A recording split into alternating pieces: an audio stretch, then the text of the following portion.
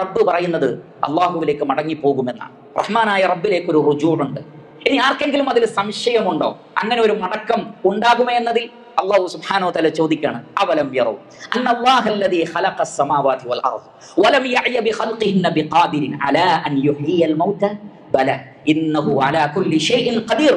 മനുഷ്യരെ നിങ്ങൾ കാണുന്നില്ലേ? അല്ലാഹു സുബ്ഹാനഹു വ തആല ഈ ആകാശങ്ങളെയും ഭൂമിയെയും സൃഷ്ടിച്ചത്, എന്നിട്ട് അവനൊരു ക്ഷീണവും തോന്നിയിട്ടില്ല. അങ്ങനെയുള്ള റബ്ബിനെ മരിച്ച മനുഷ്യരെ വീണ്ടും ജീവിപ്പിക്കുക എന്നുള്ളത് ഒരു പ്രയാസമുള്ള കാര്യമാണോ? ഒരിക്കലുമല്ല. അവനെല്ലാറ്റിനും കഴിവുള്ളവനാണ്. പ്രാപഞ്ചികമായ പ്രതിഭാസങ്ങളും ദൃഷ്ടാന്തങ്ങളും ചൂണ്ടിക്കാണിച്ചിട്ട് റഹ്മാനായ റബ്ബ് സൂറത്തുൽ ഹജ്ജിൽ പറയുന്നത്, ദാലിക ബിഅന്നല്ലാഹ ഹുവൽ ഹഖ് വഅന്നഹു യുഹ്യിൽ മൗത വഅന്നഹു അലാ കുല്ലി ഷൈഇൻ ഖദീർ. അല്ലാഹു സത്യമാണ്, അവൻ മരിച്ചവരെ ജീവിപ്പിക്കും, അവൻ എല്ലാറ്റിനും കഴിവുള്ളവനാണ്. വഅന്ന സഅത ആതിയത്തുൽ ലാ റൈബ ഫീഹാ, അന്ത്യസമയം വരിക തന്നെ ചെയ്യും, ഒരു സംശയവും അതിൽ വേണ്ടതില്ല. വഅന്നല്ലാഹ യബ്അസു മൻ ഫിൽ ഖുബൂർ, ഖബറിലുള്ളവരെ അല്ലാഹു സുബ്ഹാനഹു വ തആല ജീവിപ്പിക്കും.